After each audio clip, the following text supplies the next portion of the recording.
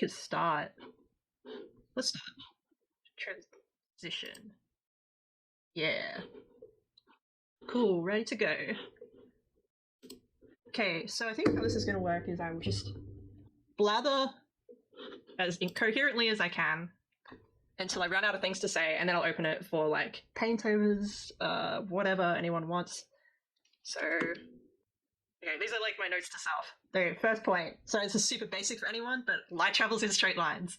You have to be taught this stuff. Light is like made up of photons, and the photons move through space. The photons themselves are going in a wave, but the light ray as a whole goes in a straight line. Light is like probably the most sciencey part of painting, and that's actually a good thing. Like, it's not, you don't have to love science to love the lighting aspect. You just have to kind of use a little bit of logic, and you can kind of push your way through it. It's not something that requires like a native talent or something. You just look, if you know how to draw a straight line and you know how to like bounce a ball off a wall, I'd say you can figure out the lighting in your scene, and it's not going to be that hard even once you get into it. So what was I going to start off with? Let me get a kind of doodle brush. I have kind of a plan, but mostly I'm winging it. So I got this thing. I'll just draw this again for you live. Yeah. So pretend these black lines are like walls or something. Alright, so this is probably super basic for some of you, but the length, each light ray is going to come down from your light source, which is like, I'm going to say it's the sun over here. Oops. The light rays are going to come down in their straight lines and hit whatever surface is in your painting. And what's going to happen then is that some of them are going to get absorbed into this black guy here. We're going to, wow, that sounded weird. It's going to get absorbed into this black line, which is, let's say the ground. Some of your incident light will get absorbed into whatever surface it hits. So the resulting like reflection is going to be the same angle. So it's like 45 degrees here, let's say. It's probably not, but close enough. So the angle of reflection is going to be the same. So this guy's going to go up here, 45 degrees. So it's basically exactly like if you bounced a ball or something. 45 degrees again for this one. And let's say this one just doesn't make it. Like some of the light hitting any surface is going to straight up die. It's going to heat up the surface, hence things in the sun getting hot. So this one's going to just kick the bucket, it's gone, it's being absorbed as heat. So this is why reflected light is always weaker, because some of the photons have straight up like energized the surface, made it hot. That's a bit more science than you need to know. All you need to know is that this is going to be less bright than this, basically. So same thing here. Let's say another one dies, so down to 1. And this, again, is going to be 45 degrees. So yeah, at that point, all we've got to do is push ahead and use this sort of like structure when we're lighting shit. And it's not going to be as hard as you think. If again, if all you have to do is imagine a ball kind of bouncing around the scene, or maybe like a bullet, because it's going to have more of this straight ping, ping, ping off the surface, like, yeah. Okay, moving on. So yeah, I think I was gonna use this image here, this one. And the reason I wanted to use that is like it's probably the most obvious illustration of this like moving in straight lines thing. So the reason you can see the light right here is because there's all this foggy shit, which I think comes from smoke machine, maybe like one of those things like you get at a concert. So the area is full of this smoke, and so some of these light rays are hitting the little particles of dust in the air. And so they're bouncing off the particles of dust and into your eyeballs. But if there was nothing in this air, like say if this was like the moon and it was just a vacuum, then you actually wouldn't be able to see this light ray at all. Because all that would happen is the light would be bouncing down all the way here, and it would hit the surface here. And so you wouldn't see any of this, because in order for you to see it, it has to actually come into your eyes, and it's going past your eyes. So the reason you can see it is because there's all this stuff in the air. That's the reason why you can see like light rays coming from a window and stuff as well, because there's a bit of dust in your room kind of floating around. Just getting a bit rambly. But anyway, light travels in straight lines. So, Puma says, gotta run my D&D. I gotta run my D&D game. I wanted to drop in and tell you that you're great. Oh, thank you. Yeah, go enjoy your D&D. Sorry if I missed you saying goodbye. Cool, moving right along. for any watchers, if they have questions, just let me know in the chat and I'll get to it. So my kind of plan here is, let's think through the light, and I'm gonna just like, let's think through the light in this one. I'm gonna do it by like rendering a cube as if it was the same as this guy. So I have this lame kind of unlit cube, and all we got to do now is like apply the light travels in straight lines principle, and we're gonna just like use the lighting that's already in this reference image and just paint through it. So first step is I want to make it similar to maybe his skin tone, just so I can get some of these cool effects happening. If I zoom in a bit more, can have a look at what kind of colors we got going on here and some other interesting effects like this red line on his ear, which I'm going to get to later. But basically what we're thinking about is the ambient light, which is whatever is somewhere, whatever is lighting his face from over here. So somewhere over here, maybe I'll draw it as a cone because that's a bit better for you to see. Somewhere over here there's going to be like just a very diffuse, like probably a studio light or something like that. The way you can tell is that all of the light seems to be hitting this part of his body. And that's just the dim kind of studio light that's in the room. It's the reason we can see him, because otherwise we wouldn't be able to see anything except what's in this big ray here. So I'm going to include that, and I'm just going to paint this cube as a creepy skin color because I want to be able to show you this thing later, the red thing. So I'm just going to like, I'm going to be cheat a bit and sample from his skin because I don't want to spend ages sampling, picking colors for you guys. So I'll just kind of like drop in some skin tones. And this is pretty simple. The way I'm choosing is like this part of his body is facing, is like, go back up a bit. So we've got this plane of his body, basically. And then we've got this, so it can almost apply like a little janky sort of cube thing to his head. So this is say, this is 2, this is 2, this is 2. This is going to be, well, we don't have a sample of this skin tone from the top of his head, but like let's say that's 3, and this is going to be 1. And I'm just going to invent this color because we don't have it. So I'll leave that green shit there for a second. So number 2 comes over here. Whoops, wrong plane.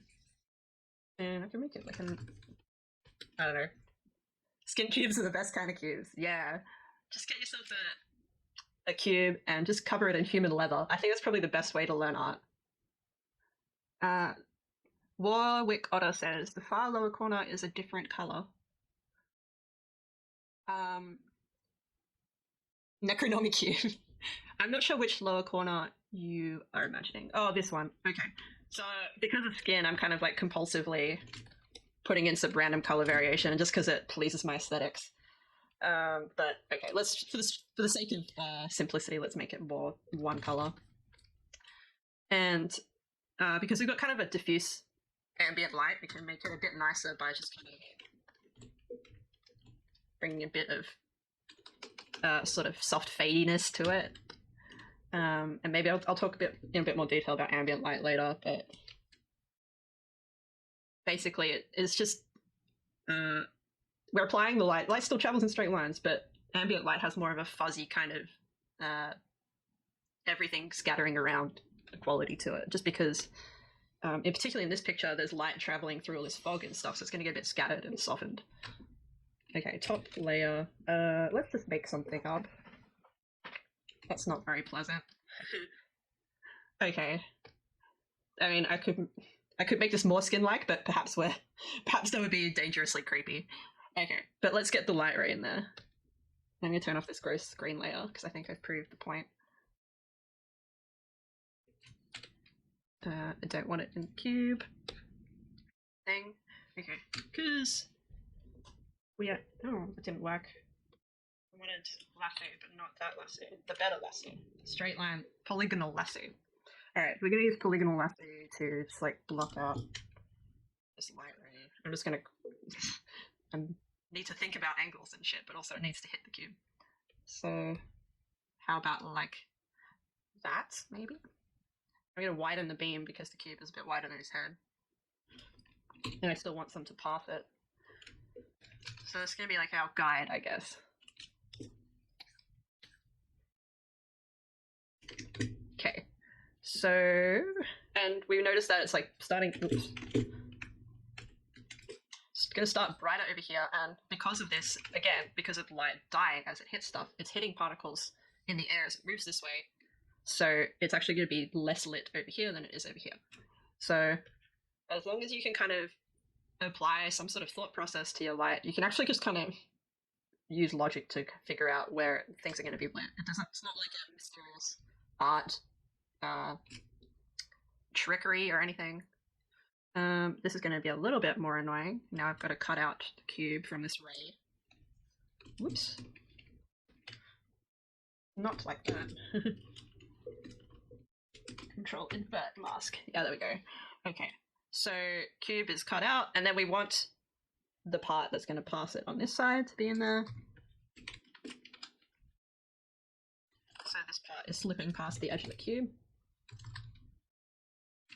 And then the cube has blocked everything directly behind it as well, because again, stuff is hitting it. This is all going to be a bit dirty and quickly done for the purposes of a tutorial. Waragota says it might be the subtle change in angle from the back of the cube to the eye versus the angle of that edge nearer to the eye. I'm not sure, man. I think everything is pretty bland color right now. Everything's pretty similar. So I'm not sure if I corrected what it is they're talking about already, just while I was fumbling around. Okay, gotta get that in there. Maybe it'll be easier if I just use the lasso again. So we're gonna cut out the path that the cube is cutting. There we go. Should be more like that. Cool. So this is kind of getting there. There's a lot more like nice fluffyness going on in the original, again because of that fog scattering everything. So we can try and get that in there. I'll just use like an eraser, I guess, and kind of try and pull it out.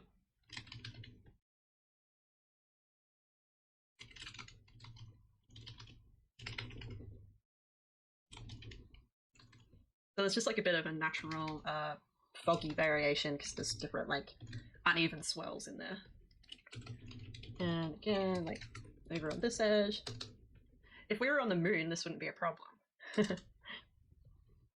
Because the light would just be like moving in these exact parallel rays. There wouldn't be any scattering involved. And in fact, if you go look at photos of the moon landing, you'll see that the shadows are like incredibly crisp and perfect. And that's how you know it's on the moon and not in a film studio. The way some people think it is. Anyway. Mariko says, yeah, sorry, typing it very slow. I thought the angles might be the cause of the color difference, but you smoothed it all out. Yeah. It's the color difference. I think was just me like wanting to make it more skin-like, but I guess for the sake of this tutorial, I shouldn't do that. Chris says a lot of things are solved by being on the moon. I agree. Almost everything would be better if we just stayed on the moon. Okay. I will try not to like agonize over this light ray too much, Paul. Oh, why is this not doing anything? Sorry guys, tablet glitch apparently. Huh.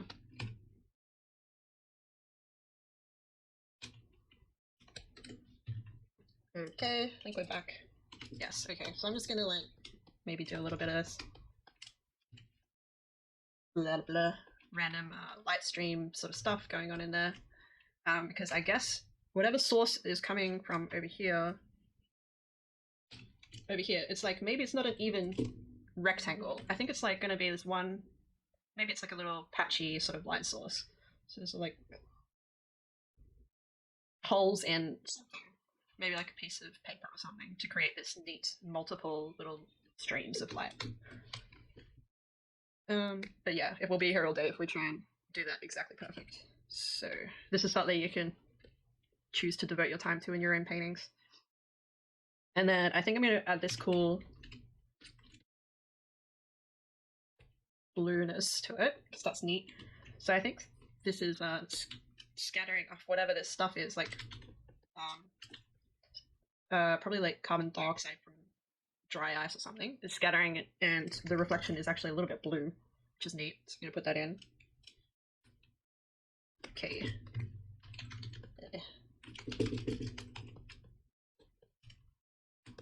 And then it's probably, the whole thing is probably a little bit too bright. So go back down to there. So there we go. Not 100% perfect, but at this point what you need to do is just kind of push ahead and like polish it. Like you've got your lighting plan in place. And this is why it can be really useful to use like reference just for your lighting. So let's say you have a reference for your pose. Do you have to use the lame studio lighting from the pose reference image? No, you can just go into your folder, or you go into Google image search or in your computer folder and you pull out something with cool lighting and you use that instead. And then you just use your smart human brain to work out the differences. Okay, so I promised I was going to do the the subsurface scattering. So let's do that because it's really cool. So one of the nicest parts about this image is his ear here, as I said, is like a little bit red. And get another layer again. The reason his ear is red is because this light is hitting his ear, which is like a little bit thin and transparent. A human ear is not like the most solid object in the world. So some of this light, which is really bright, is pushing through his ear, and on its way through, it's like, switch colors. On its way through, it's bouncing off the blood inside his ear, like the blood vessels. So it's coming in white, but it's coming out red, and some of this is getting scattered towards us. And so we are getting to see like this cool red highlight, even though the rest of his skin is this really washed out grey color. Yeah, so that's this is called subsurface scattering. Subsurface. And 3D renderer type people talk a lot about subsurface scattering because it's one of the ways that you make skin especially look nice if you're making a 3D movie or something like that. Skin without this subsurface scattering tends to look really lifeless and sad. So we're going to do the subsurface scattering. There we go. And I'm going to try and replicate it on our skin cube. So I'm going to get this side. So over here is where we're going to do the scattering. Getting to stand on the moon would be amazing, says Mathy. Just to look up and see the Earth sprawled out above you. Hell yeah. I don't know if you guys have seen, but the Earth has a permanent live stream going on, the International Space Station, and they just constantly play footage of the Earth just rolling past. It's amazing. Anyway, so I'm just gonna try and like liven up the skin tone a little bit because it's annoyingly homogeneous. Like all one color. It's boring. So I'm gonna add some little splotches, and now let's get to the scattering.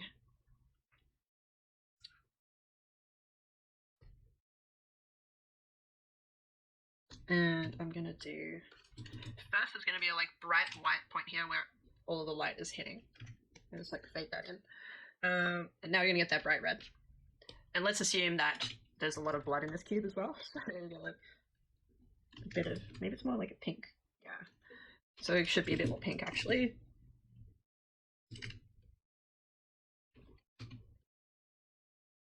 Blood cube.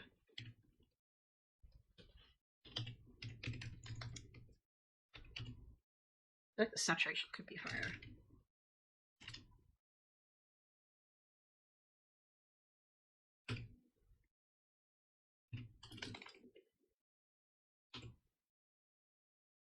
Hell yeah. All hail the cube.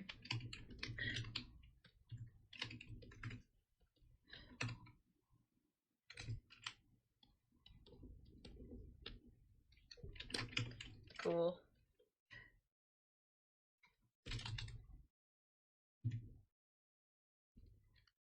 So that was fun.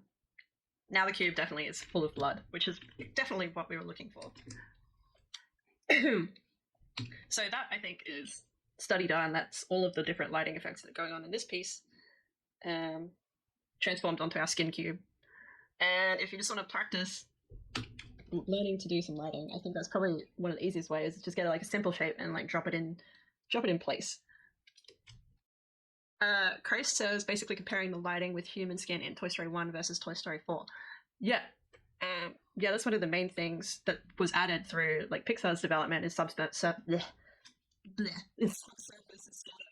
So if we look at the earliest Pixar movies, they look great. The animation is great, but they look like they're made of plastic, and that's just was a limitation of the technology at the time.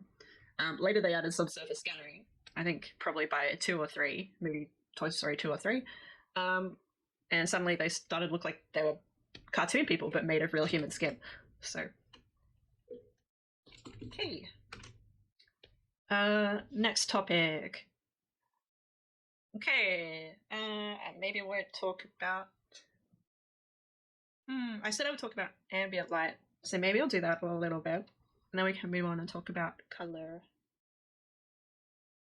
I've been going for how long exactly? Like 20 minutes or something? I don't know. I'll just take however long this takes. So I'll get rid of that. I'll just shrink it down so I can still have it over here somewhere.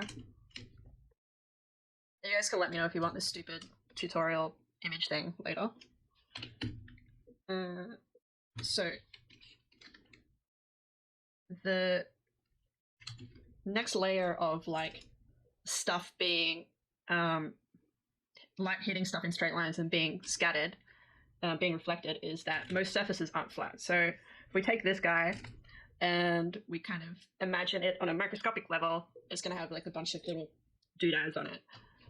So what that's going to mean is that our light guys hitting here, they're not just going to be either absorbed or reflected in perfect lines, though most of them will be reflected, in the angle of incidence. Some of them are going to be reflected in crazy angles. So this one's going to be like maybe like that. And this one would be reflected like that. So by and large, they're getting reflected as you would expect. But some of them are going to be scattered in crazy directions. And this is going to be more true the rougher the surface is. So that's why if you look at like a furry animal, it's basically not going to be reflecting much at all because it's just like a crazy like wiggly forest of stuff, and the light just gets in there and it gets lost. Like, what's it going to do? It's trapped. Can't get out. So your hair and fur are going to reflect light, but it's going to be where am I going with this? The reflection's going to be much less perfect, I should say, than like if you're looking at a mirror or something. A mirror is a very smooth surface. So some of this scattered light is what we tend to call like ambient light or diffuse light, or there's probably a bunch more names for it, I think. So bounce light is another word for it. Bounce light is what tends to come up as kind of like a fuzzy, less directional looking stuff. So like, because there's all this random shit going on, what you get is like something around here will have this kind of effect, because there's all sorts of random directions of light just kind of reflecting in a nice soft pattern versus like this crisp bullet ricocheting stuff. So that's how ambience works. You don't need to think about it on that much detail, but basically you just need to know that this sort of stuff is going to be a lot fuzzier than the straight direct light from whatever light source. So any reflected light is going to have like a little bit of just randomness going on. And that's going to bounce off. It's going to hit objects like over here, here, here, stuff that's not in the 45-degree angle. And that's how I'm going to get to these scenes down here, which it's like a photo I took a couple of days ago. It's just a street near my house, but it's got a lot of ambient lighting effect and also direct light from the sun. So maybe this is a good way to learn kind of like how ambient light is going to affect a scene as well. So we'll do the cube thing again. What I think I'm going to do... Yeah, I'll do this one first. So this one is going to be pure ambient light because it's in the cast shadow of, I think it's a building or something. So this huge shadow area is just going to get no direct, perfectly straight light from the sun. But it is going to get bounce light from all sorts of things. So like the sky is bouncing a lot of blue light down from directly above. The ground is bouncing a little bit of stuff up as well. And there's possibly some sort of warm light coming in from around the area. So I'm just going to try and like render our cube out. First is I'm going to put it in shadow by just making it pretty grey. Let's assume it's like a white cube sitting on the road. So the shadow light is very blue because it's mostly blue light being reflected down from the sky, bouncing up and into the cube.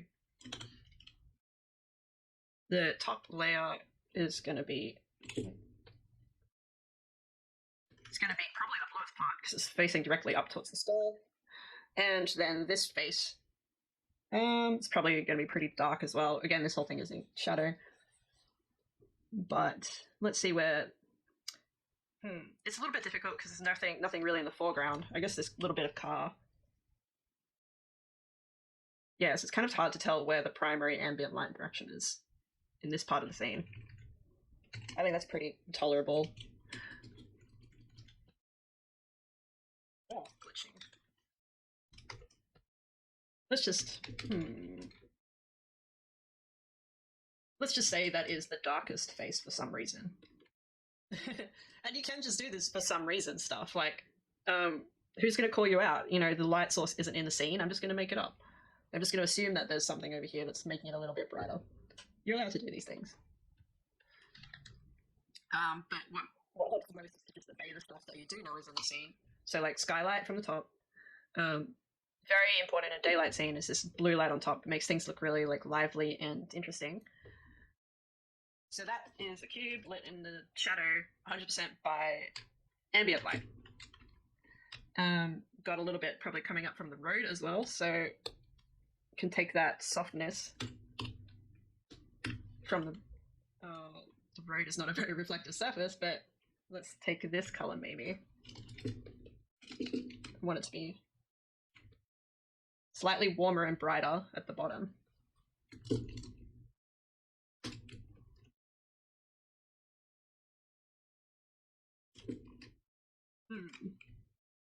Be like, does that feel correct? That's fine. All hail the cube. Yes. Okay. Now, the cube is also sitting on the ground, which means it can shadow the ground somewhat as well. And if we say that we have this fake made-up ambient light over here, that means there's a little bit of ambient fall off on this side. So light coming this way, there's going to be a little bit of something like that. It's going to be very dim because, again, everything over here in this image is a little bit dim.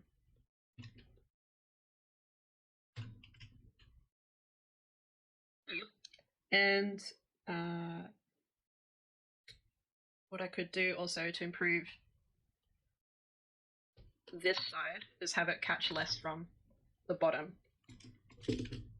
Because if we think about random ambient light, it's going to have less chance of getting down into this little kind of pocket down there. Cool. Cube sitting on road. I know this is why you're all here, because you just want to be able to paint the perfect cube. And I'm going to put in, like, a little bit of, like, actual... I don't know what you'd call this, like, absolute occlusion. Like, just, shadow. This kind of assumes that the cube doesn't have a perfectly flat edge, though, but it does make it look a little bit nicer, in my opinion. Cool. That was fun. So yeah, basically just the point of this is to just kind of think through the scene itself and decide where your light sources are and how they would affect your how they would affect anything you're placing in the scene. Yeah. Cubes are good building blocks for other things. No pun intended. Well, that was definitely a pun in the end. Does anyone have anything they would really like me to talk about? Or they would like to see? I'm going to do one more cube while I wait to see if anyone wants to hear anything new. This is my last one. I'm going to do one that's like half in the shadow.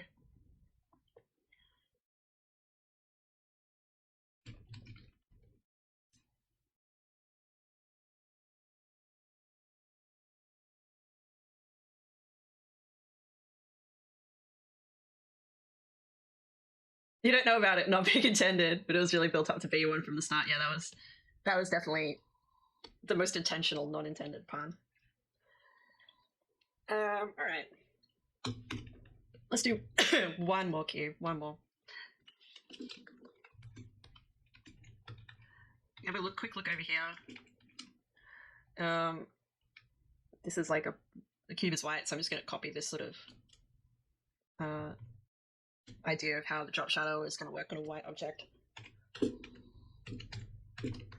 Okay, so let's establish our lighting direction. If we follow the shadows in this scene, what we can tell is that the sun is kind of like behind us. It's kind of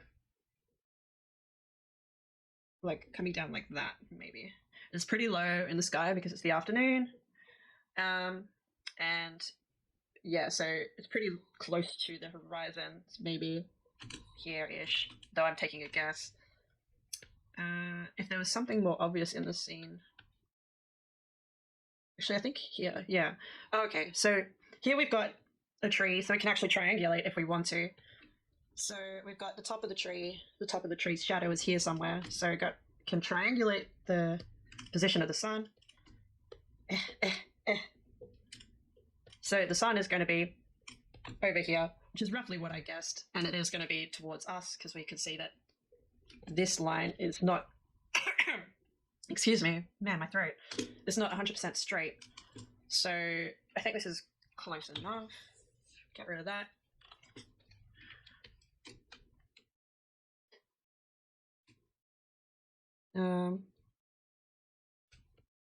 Okay, cubey cube. Let's brighten him up a bit. So the sun, the side that is in the sun is going to be extremely bright. And I can't quite decide whether the top or the side is going to be brighter because it's really like halfway between them. So I think maybe the top is slightly dimmer, but they're going to be pretty close. Maybe like there. Okay. You're really enjoying the stream, by the way? That's great, thanks. I'm glad you're enjoying it. So I think I think that's about correct. When we're choosing which side is going to be the brightest, we're gonna use whichever is facing the light the most. So because the light is basically almost exactly on this corner edge, it's quite a hard decision. So it would be a lot more simple if the light was coming like that or the light was coming like that. I would be like, oh yeah, this is the brightest, or this is the brightest, but it's really like almost halfway. I think that's good enough, and I think the sun is a little bit lower than it is. I think it's not directly above the cube. Yeah. Okay, and I'm going to pull the shadow side into a bit darker shadow, because I feel like that's appropriate. And then we're going to add bounce light back in, so it's not going to stay this dark. Maybe a little bit brighter.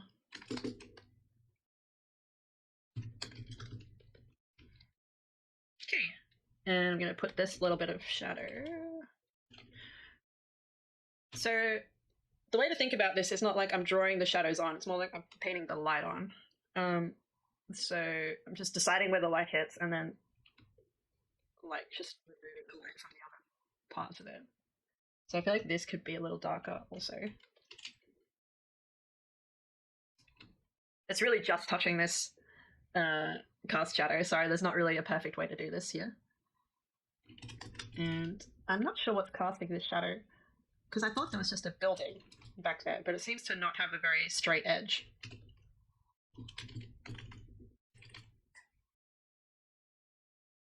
Maybe it's more like that. Again, you can just, to some extent, you can just make this up. Like, no one can tell you that the light source is not correct. Like, how are they going to know what's outside of the frame? The only way you're really tied down to something is if you put a big spotlight or a big sun right in the frame, and then people are going to be like, that's wrong. What matters most is that it's internally consistent. Okay, so that is that, and now we're going to add some blur to things.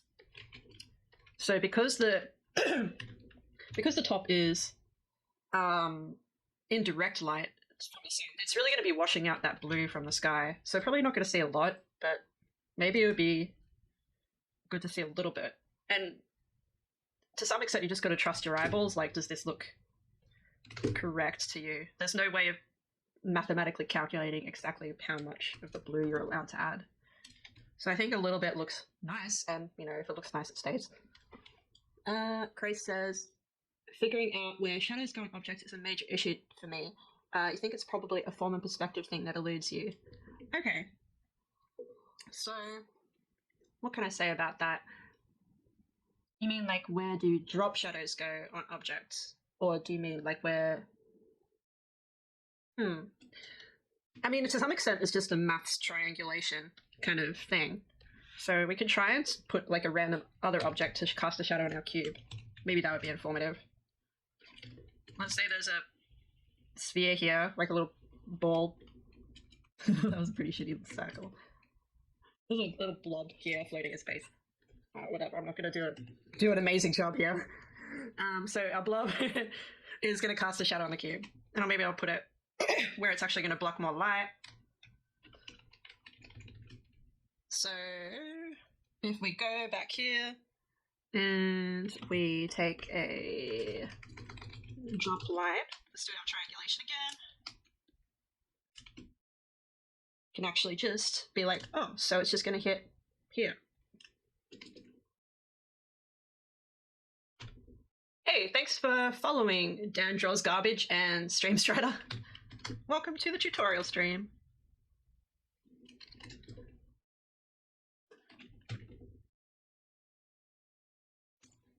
And this, do the perspective thing here as well. The shadow is going to grow relative to the ball, but not too much. Oh.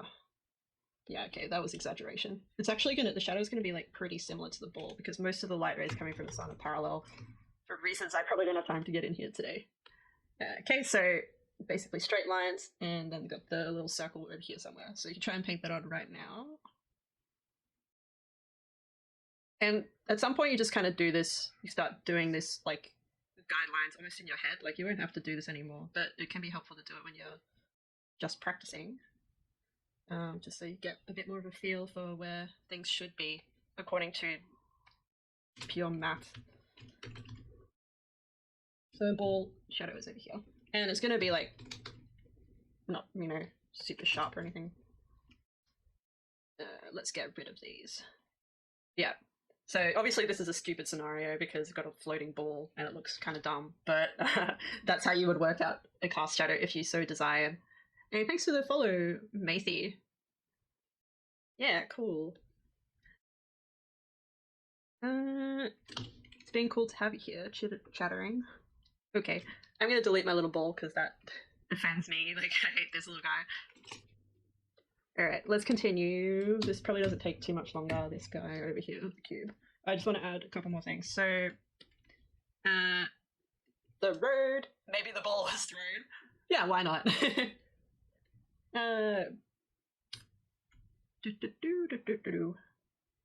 First, let's add the shadow from the cube. That's pretty easy. I'm just going to color it the same as the rest of the road shadow. Why isn't it being masked out? I want it like this. So let's just, again, like do a bit of triangulation. Maybe like that. And the back corner of the cube is over here somewhere. You can get away with a lot. Especially with stuff that's just kind of disappearing out of the frame. If I had this shadow like all of it was in frame, I'd probably worry a little bit more about the exact perspective of it and stuff. I could switch that layer to multiply. Maybe make it a bit more blue.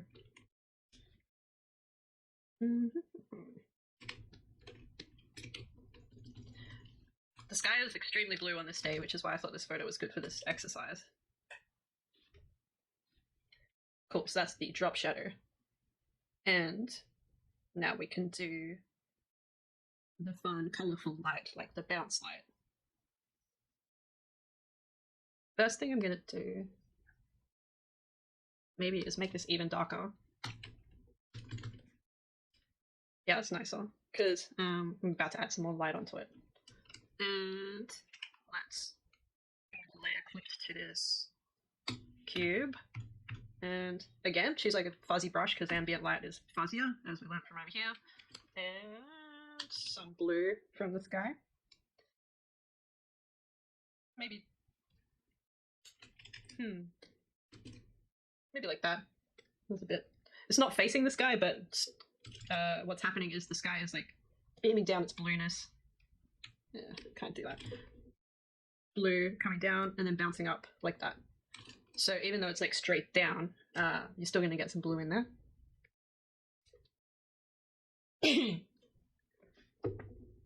/band.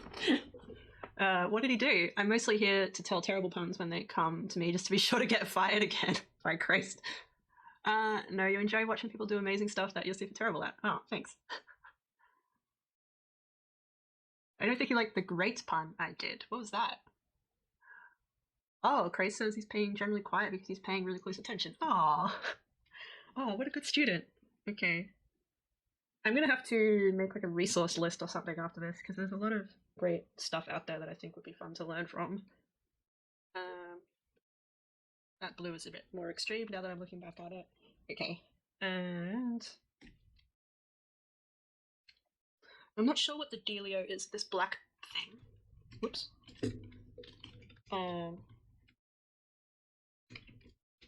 okay, so cast shadows don't overlap each other. That's not how they work. So if something's in shadow, it's in shadow. So the fact that my little drawn shadow overlaps the regular shadow is bad and not correct. There's no, like, shadows don't multiply each other, if that makes sense.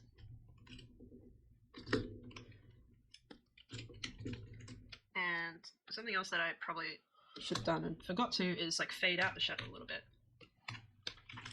So this is going to look more authentic if I kind of... Stupid tablet. Ugh. I understand. Anyway, tablet problems continuously. Something is going to look more authentic is if I kind of fade the shadow at the edge that's furthest from the cube. And the reason this is again, just because ambient light from like this whatever, it's just going to be bouncing into the shadow from the cube. So, me with that. And now that I've erased it a bit, I kind of want the dark bit a bit darker. Blech.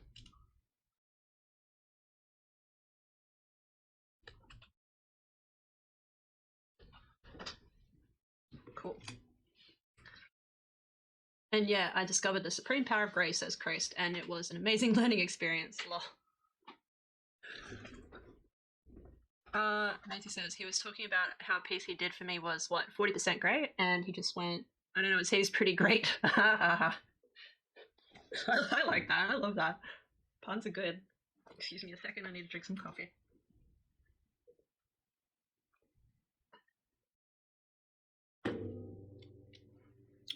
Cool. Okay. What else do I need to do? Again, it's pretty... That's good enough for an exercise, I would say.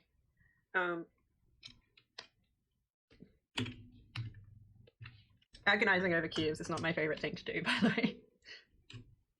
We could, again, kind of paint back into the edge so that it's not like a stiff, lame,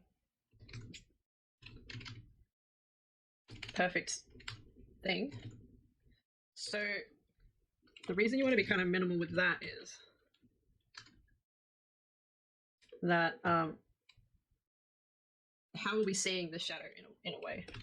Like, what I'm assuming this is that at the edge of the cube,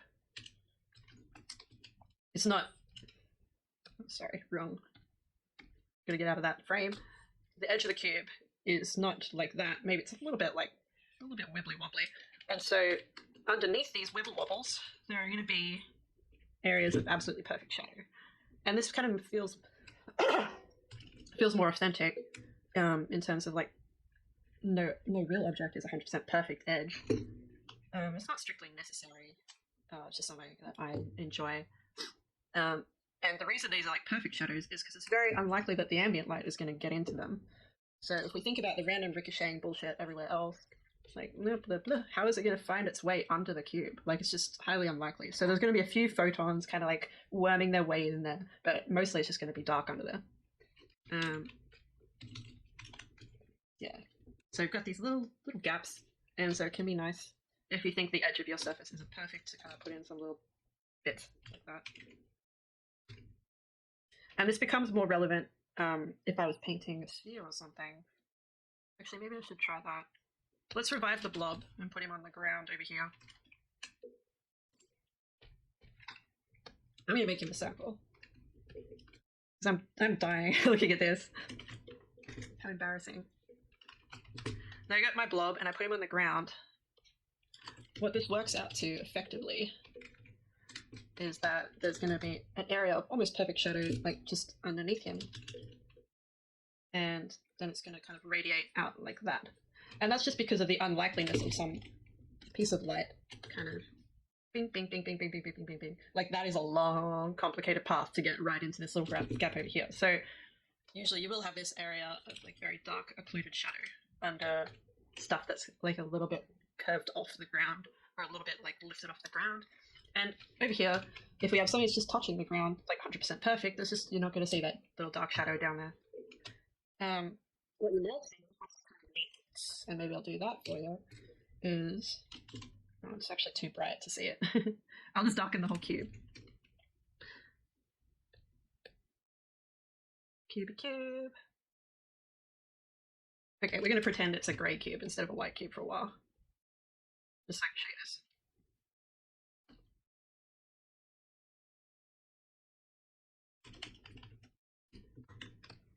Okay, what you might see is like actually a highlight if it's touching the ground perfectly. And that's because this is not if the cube is like a perfect shape, but like let's say it's hitting the ground and it's like maybe it's bending a little bit at the bottom. It's going like, oh. And this is particularly true of like when plates are welded together on a machine or something. So it's going to have this little bit here. It's not going to just be like 90-degree angle. So what happens is that light is like hitting here and it's hitting this and it's like that here can produce a highlight. It just obviously depends on the angle of light, but if you find that it looks correct to have that there, then it probably does make sense at the lighting of your scene. So it's something fun particularly to try on machinery and stuff like that where there's a lot of welds. But yeah, these like little details. Cool, I think I'm kind of running out of stuff to say about Mr. Cube over here. I'm going to go back, step back a bit to where it was kind of made more sense. Alrighty. What was this red thing for? Oh yeah. This is just to quickly talk about colour and how objects kind of share colour with each other. Oh hey, DeCidi's in here. Welcome. Sorry you have your sound on now. Oh, good. Thanks for coming in. I'm assuming you're watching without sound before. It must have been really boring. Okay, red cube. The red cube, and I have regular cube. I like the red one better. Let's just like give him a bit more personality. Alright, so the way objects share color is, again, just a lights kind of bouncing off each other thing. But if we assume that these cubes kind of cuddling, maybe this one's a bit bigger, it's like the big spoon. What's going to happen is that our light ray, which starts off, let's assume it's white, is going to come down here from our light source, hit the part of the cube that we can't see, and it's going to bounce off the cube's ass onto this. But because objects reflect the color that they are, that's how light kind of works. And to talk about that, we'd have to get into waves and shit. But basically, it's going to reflect the color that it is, and it's going to bounce red light onto this guy instead of white. And so what's going to happen to our poor little target cube is he's going to catch a little bit of the red. And let's just fumble our way through this.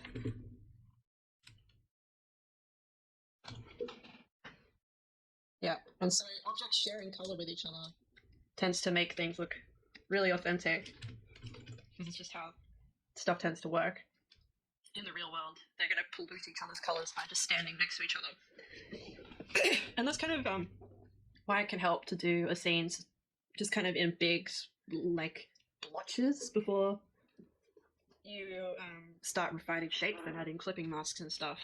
So if I was going to paint this from scratch, rather than having like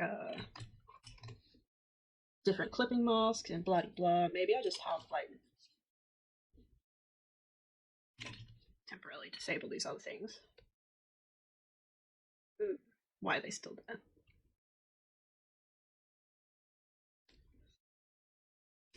Maybe I would just like blob it in.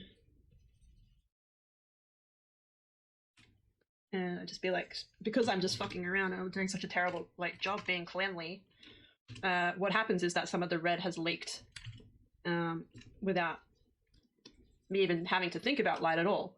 So I've got some red sort of leaking into this guy over here. Wow, it's so impressionist. Oh my god. Yeah, this is why a lot of digital painters need to think about is their clipping mask kind of restricting the natural kind of flow of light through the painting. It's something you're gonna have to like concentrate on and actually actively work to overcome. Like, I use clipping masks all the time. They're very helpful. It's probably one of the main reasons why you would bother to use digital over traditional for any reason at all. But if I had masked this cube, then I wouldn't have this accidental but kind of nice looking little red leak into this guy over here. Yeah. So I think that's what I have to say about color and why color and light are really closely tied together. Cool. I think I might have run out of things to say. I'm sure there's something. Does anyone have any questions? Anything they'd like me to take a look at? I'm gonna just have a think about what I wanted to say now. Oh wow, we've been going for an hour. That's cool. That's why my voice hurts. Because I'm a little baby. Let's get rid of those. I think I wanted to talk a bit about like tricky or fancy lighting or like designing lighting. And to do that, I'm not gonna paint an entire scene because that would just take way too long. But I was gonna show you some pictures.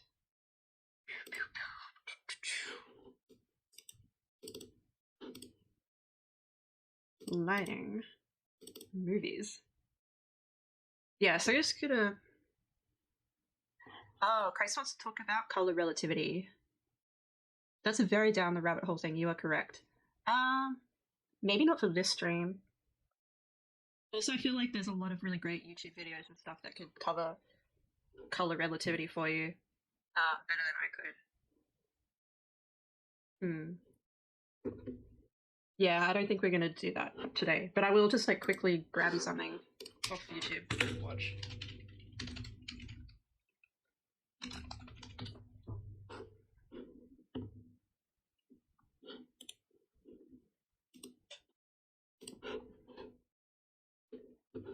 I'm doing that now. So, this channel, I highly recommend it. Everyone should go look at Marco Bucci's channel if you're listening to this later. Absolutely fantastic videos about how colors work in particular, because he's a really like great artist for color, using color. But yeah, maybe I'll do a color stream at some point in the future. I just think it's like a huge topic. Okay, so let's talk a little bit more about like just how to make a scene cool. And so I've got like some examples here from movies. I think are the best example. Because they think super carefully about lighting in each and every scene, because that's part of the art. So what we're going to look at in Noir is a really great example, because they're basically using light to kind of cuts people away from the background. They have very limited resources. Everything's in black and white, obviously, so they can't use color to differentiate shapes. All they could do is like choose the lighting with such incredible precision that everything pops out. So what you tend to see in noir scenes in particular is rim lighting, which is where you have like something kind of to the side of an object or like behind it, so that they also copy this into Photoshop. New picture.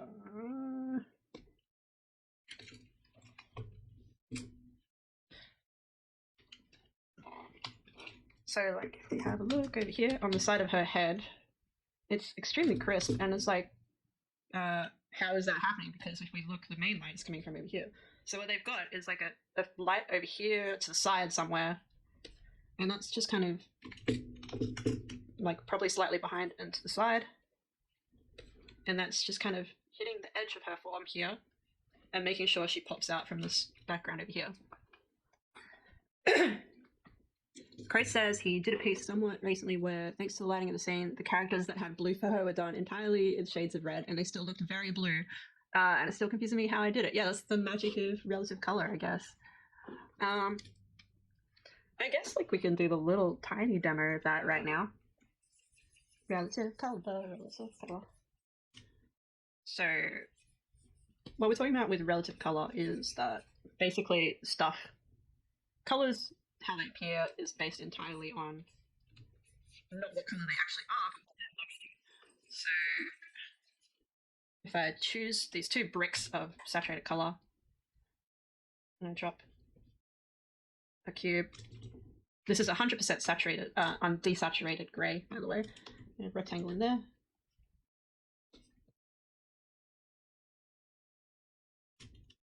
What's going to happen is if I zoom way in here, this gray is starting to look a little bit like bluish. And if I even like nudge it even slightly towards blue, it's going to look fucking crazy blue.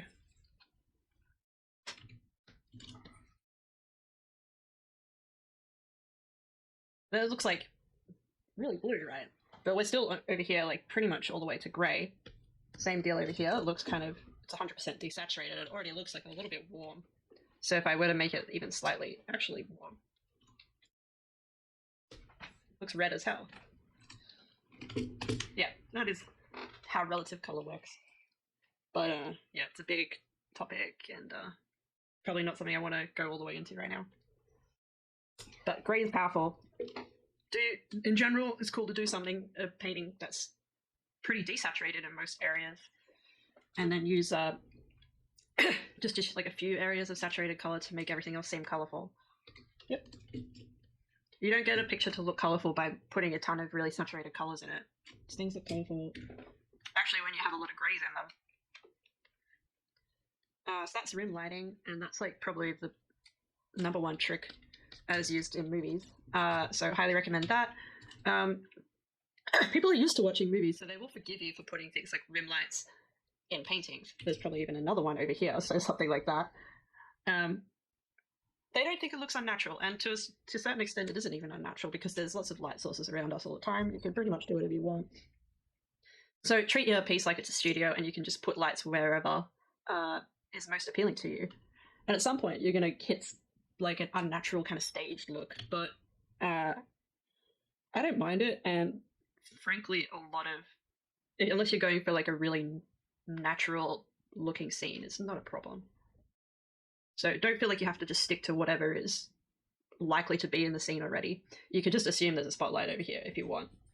If you feel like it makes your lighting setup better, just put lights on things. Probably one here. Especially in interiors, we're surrounded by tons of like little lights all the time. Like if these people were actually in a club, maybe it's not even unnatural that there would be like 50 different lights around them, lighting them perfectly. What else is cool? This one's from Blade Runner. Again, this is a better example of the rim light actually.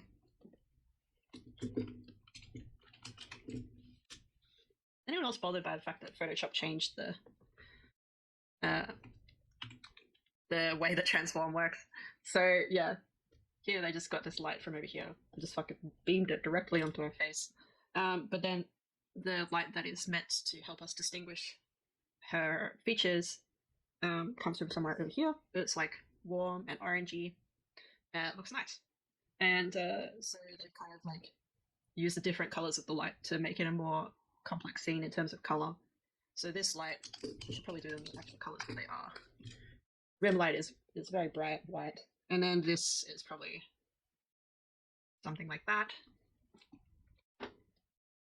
And then this is just, they've let it be shadow.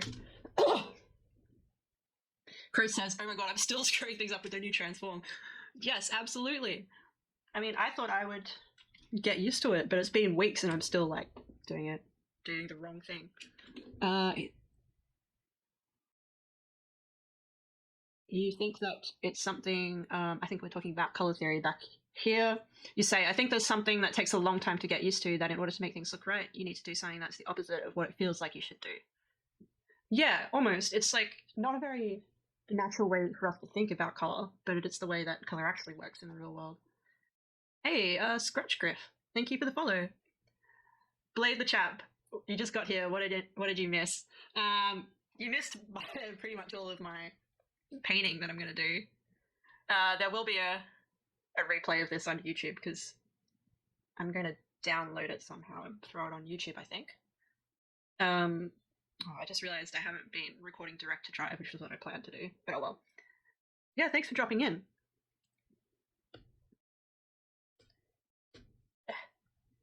Yeah, so there's all of this. If someone wants these scribbles, I can upload this file as well, but I feel like it doesn't make too much sense without me talking about it as I do it.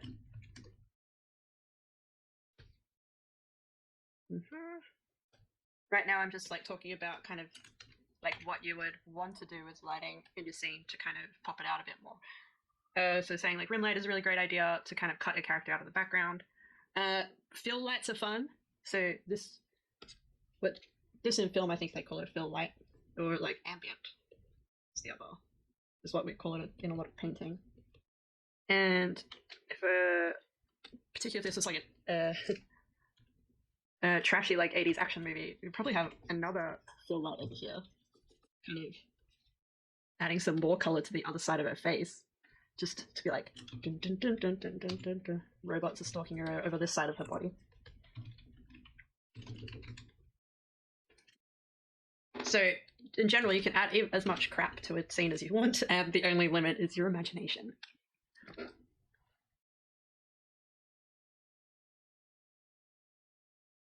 Grace says, even with lighting, it's not intuitive, I think he means. He was watching a behind-the-scenes thing for a video that people were filming, and the scene just had too much light, so in order to combat that, they just added more, and it looked perfect. Yeah, I mean, it does. Because the camera, you're going to expose your image so that everything is clear. So, like, let's say I have the problem of an interior is like often that there's like a big window somewhere that's shooting in a bunch of light from outside, and then your person is going to look like a dumb silhouette. So what they tend to do is just add a fill light from over here, and then this kind of fills the guy up. So adding more light solves the problem of there being too much light from the background. Okay, that's pretty much all of the noir stuff. Oh yeah, I got some of these like terminated. So yeah, more rim light. I wanted in particular the ones where they kind of have different color lights on both sides of the body or something like that. That's a particularly 80s look. This one is surprisingly restrained. The light is really just blue, and it's really from one side. Let me quickly look up something else. What is a good trashy 80s movie? Running Man. Is that what it's called?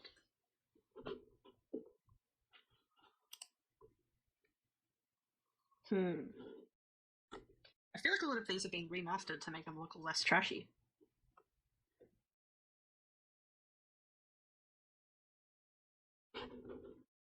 This is not as trashy as I was remembering. I mean, it's pretty trashy. If anyone hasn't seen this movie, you should go take a look at it. This is Arnie in his like yellow jumpsuit, and he's forced to do this game show that it's like a survival of the fittest type of game show, but the host is like Donald Trump basically, and the president is Donald Trump. So highly predictive of the real world. Running around is great, says Desidi. Yeah, you would have seen that actually. Desidi does great art. You should all check her out. It is her, right? Sorry, I don't actually know. Yeah, go check out Desidi. Her art is very neon 80s aesthetic, so it doesn't surprise me at all that she's seen this movie. The Scratch Griff says that Aliens 3, Alien 3, sorry, was a bad movie, but the lighting was pretty decent. Interesting. Okay, let's look at that. We can try and figure out what's good about it. Alien 3. That's the one written by Joss Whedon. Is it? Or is that 4? Yeah, this is cool. In general, sci-fi has a lot of really good lighting because they don't feel that there's a problem with just putting fuckloads of really bright lights around people. I mean, that's not right. That's not from the film. And this does look good. This is something I can talk about, actually. This is like a weird lighting angle, rather than a weird light choice. So, what we got here is off lighting. The reason it looks kind of entertaining visually is that we've got this very strange lighting angle that you just don't see that much in real life. So we've got a very bright light coming from kind of down underneath him. It's like this. So it's like the campfire torch effect, like, but just less dramatic so that it doesn't draw too much attention to itself. But the light is underneath him, pointing up, and there's a fill light over here somewhere that's kind of lighting this part of his face just to give definition. Yeah, so it looks like maybe I'm like standing on a catwalk or something, and then there's like just stuff underneath him pointing up. So it gives the impression that he's in this interesting area, even though you can only just see like this tight crop of his face. Yeah, so that's a cool way to add some interest to like portraits and stuff, is to just add a weird lighting angle. Because it kind of implies that they're somewhere interesting, even if you can't see the surroundings. Blade the Chap says the lighting from the original Alien was better, in his opinion. Yeah, cool. I can't remember. The original Alien was just better all around. I have to agree with that. Alien was strange. It was fun. The original. Okay, so you reckon it's better? Let's have a look. Well, that was a very unspecific choice of search. Alien, maybe. I can't remember the year. Oh, all of these seem to be from later ones, as far as I can tell. Ugh.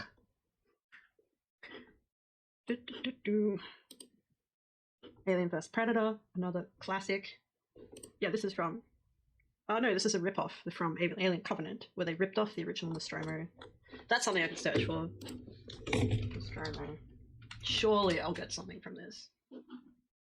That's not right. Interior. Yeah, okay. So this is, I agree, interesting stuff. This is the interior from the spaceship from the original Alien, and they spiced it up not just by having like this amazing weird design that's kind of like puffy Art Deco. I don't know how to describe it. It's like futuristic Art Deco, but they spiced up a lot of their interior scenes by having this like really strange light directions. So got this ring of whatever this is, like ceiling panels that are giving this like diffuse light down. This is helpful just to be able to see the actors as they walk around in the scene. But then we've got fun like fill lights and stuff, like this slightly blue one coming in from this room over here. Looks like there's a yellow one over here.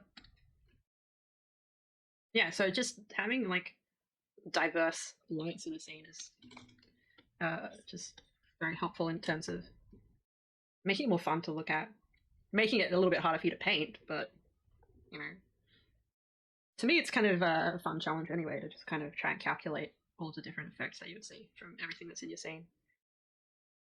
What else have I got? Oh, I think I was going to talk briefly about how to make shit glowy. Is anyone interested in that?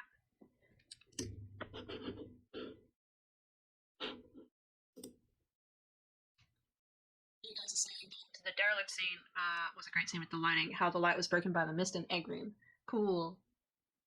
Yeah, I do remember that. Mist, that's a good thing to add to your scenes. If you have like strong lighting, then you can have the light scattered by a mist, and it does two jobs for you. First, it diffuses the light, and then second, it looks fucking awesome. So we're gonna talk briefly about making glowy things, since I think that's something everyone enjoys, but maybe not everyone has a frame of reference for like how to attack that.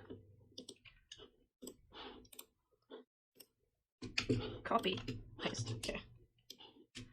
This is like the glow I'm gonna try and replicate, I guess. Generic black background. Let's make it a, like not 100% flat black.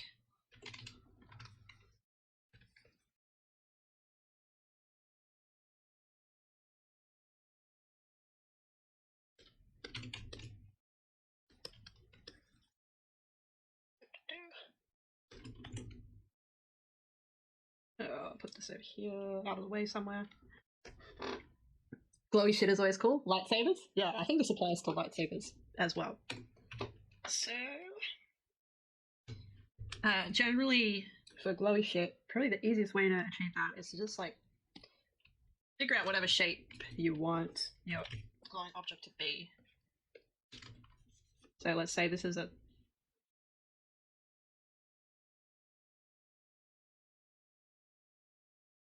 it's just a high floating in space. And you'd make that pure white. And it's easier to start pure white, and just like if you find it's overpowering, you just cut back from that bit later. Then we're going to add a little bit of just fuzziness to the edges, because we're going to assume, and this is not always strictly accurate, but we're going to assume there's a little bit of like atmospheric stuff around it to reflect really bright glow. So rather than, I could paint this properly, but I'm just going to Gaussian blur it. I just duplicated the layer and made a Gaussian blur.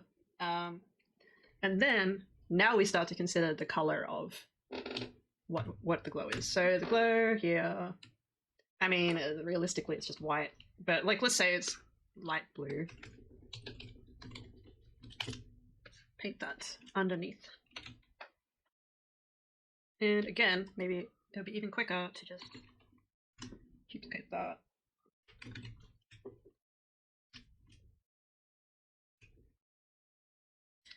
So then outside the white aura, that's when we're going to finally start to use color.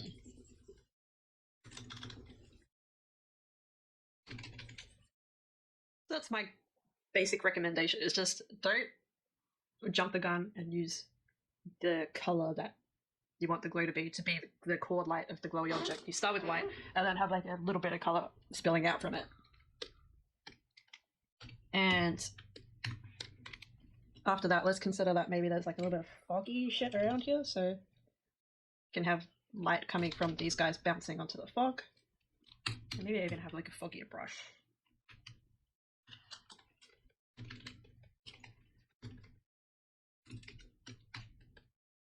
And then, the light that you want to be reflected on nearby objects, such as fog, is going to be the actual color of the glow. So in this case, I'm painting blue fog junk around it. Hi! Oh, that's glow. I think that was probably the last little mini topic I had for you guys. So if anyone has any questions, now's the time. Otherwise, I'm going to probably end the stream pretty soon. CD says, great stuff, gotta pop off for a bit. See you soon. Oh, thanks. Yeah, I'm glad you could drop in. Yeah, that's cool. Glad you found it a little bit informative. I hope someone got something out of the stream. I have fun doing these. They take a little bit of preparation, so I don't do them all the time, but yeah, so I might end the stream soon unless anyone has like something they want me to critique or any particular questions. It looks like everyone has basically got done. I'm gonna maybe raid someone. This has been fun and super informative. Cool, I'm glad. Perfect. Let's raid somebody.